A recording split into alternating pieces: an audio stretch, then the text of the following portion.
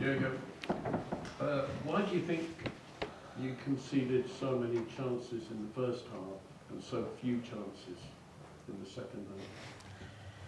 No, everything was better in the second half. The first half, it's difficult to prepare for something for that. What Arsenal did tonight for the full 90 minutes, pretty much, I would say, but especially in the first half, the different setup with Havertz and Odegaard, more or less double 10. It was a 4-2-2-2, wingers wide, massive threat. So we had a few days' time to prepare for a difficult game, and obviously with a slightly different team, and in the last second Virgil couldn't play. That didn't help. Timing was bad in the first half for pressing for pretty much everything in the first line. That makes it tricky for the midfield, and nearly impossible for the last line. So we had to defend deeper and had to block balls and stuff like this. But that's in football as well. Then you have to show desire, passion, these kind of things, and determination. And it's what the boys showed. And then we changed obviously as well quite a bit, and that caused then Arsenal problems. That's how football is. These little parts, you cannot be always that influential. But as little influence I had in the first half on what they did, I would say as little as the influence for Mikel in a moment like that. And we used now the information from the first half and tried to do better and did much better. So everything was better. And then we created step by step. We were more in the game. We had our chances. We defended them better. How it is, the home game is actually an advantage. But when you are better in the first half and don't score, then it's normal for humans that you get in kind of a rush. So it barely gets better, or usually doesn't get better in the second half. So it's just if you don't score. And we felt more and more comfortable in that game, and scored from a corner an own goal, which is obviously not cannot plan that. And had then chances to score earlier, but scored in the last second, which is fine as well, and we are really happy. You all know, cup competition is not about being the better team, it's about winning the game. And we had in the second half much more good moments and deserved the next round, but of course we could have lost tonight as well, that's clear. Congrats on the win. Thank you. For you to come down to a difficult ground today without the likes of Salah, Endo and Van Dijk, how impressed were you with the rest of the squad and with the players playing and rotating in different positions, and with them also helping the academy graduates like Conor Bradley and Bobby Clark when they both came in the last 15 minutes of the game? Well, I definitely don't like it. It's not you, but it's like everybody's like that. Wataru Endo was not here tonight. Dom Szoboszlai was not here tonight. Andy Robertson was not here tonight. Kostas Tsimikas was not here tonight. Thiago Alcantara was not here tonight. Stefan Bajcetic was not here tonight. Joel Matip was not here tonight. So that's a really good football team we missed.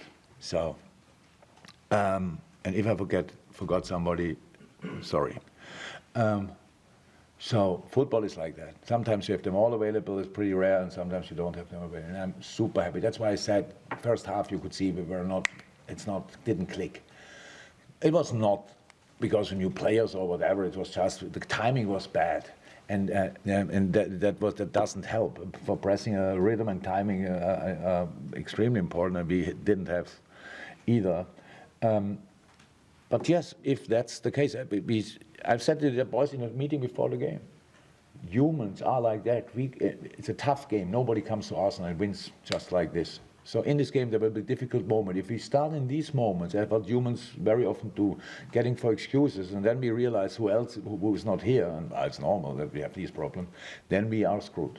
So, but if you know these kind of things, you can avoid it, and that's what we did. The boys enjoyed the game. At least in the second half, and that's really cool. And staying in a game that looked in the first half like that, then growing into a game is a pretty special thing to do, especially in an away game. And so I'm really happy with it, with both halves then, because we can learn from both. Jurgen, congratulations. Thank you. Having listened to that list of players who aren't here, and Arsenal obviously got injuries and people away as well, but they fielded a relatively strong side. You played them twice in 2 weeks, drawn with them and beaten them. Can we read anything at all from that into the title race? No. I can't. That doesn't mean that nobody can, but I can. So we play in, feels like, so I think if we draw now Man City away, for example, next round FA Cup, then we play Bournemouth, Chelsea, next FA Cup, and then Arsenal again, if I'm right, and again here. So it's really tough. I can't read anything there, but I know that this league is crazy difficult. But you have to find solutions. Said it plenty of times. There are 1,000 ways to win a game. We just have to find one. But it's unfortunately much easier. Sounds much easier than it is. But for tonight it worked, so that's good. But no harm done in terms of belief and confidence that you can. Well, we don't have a problem with belief and confidence, but we are not really bothered about the things you are talking about, because we can read the calendar. We see it's January.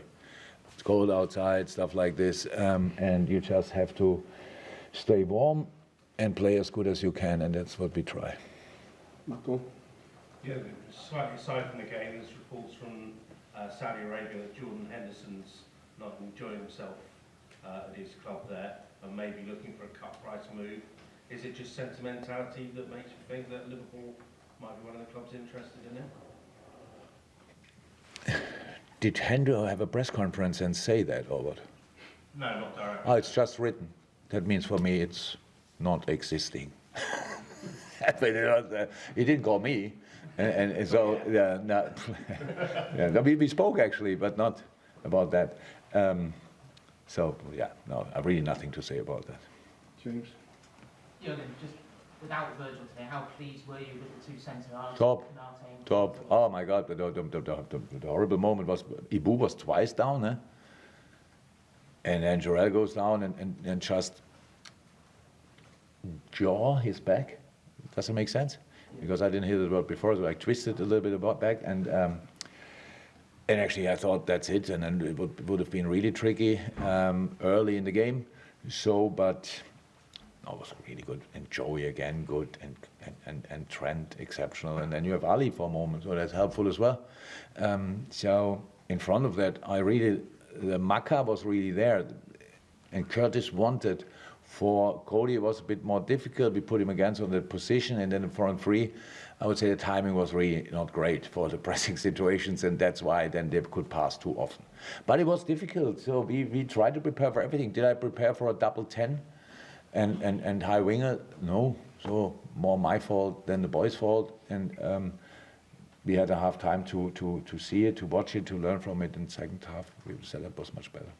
What's the situation with Virgil? Would you Bill. let's hopefully have him back for Wednesday? Or? Yes, I'm hopeful, but I don't know. He was not. He came, and it's difficult for Virgil, so we send him home again. Last one here. Another great game by Trent Alexander-Arnold. Thank you. How are you with the way he has grown as a leader and as a player in that dual role he has? There's still a lot of space, but it's outstanding already. It's great. He enjoys it, obviously. You could see that on the pitch today. 1-0 up. He spoke to everybody without me shouting at him and telling him that he has to speak and make sure that we are now really compact and stuff like this. And was in, my God, what a player. Yeah, a good game. And yes, age-wise, he's there. He can do that, and he did it. Like Ibu stepped up tonight, really, in that last line. That's extremely helpful. We cannot put everything on Ali's shoulders in moments like that just because Mo is not there, Wirtz is not there, blah, blah, blah. But Tao grew a lot into that role recently. For sure, now not a big speaker, but in the game he was there. So missing all that is not cool, but we have to do it anyway, and that's what the boys did.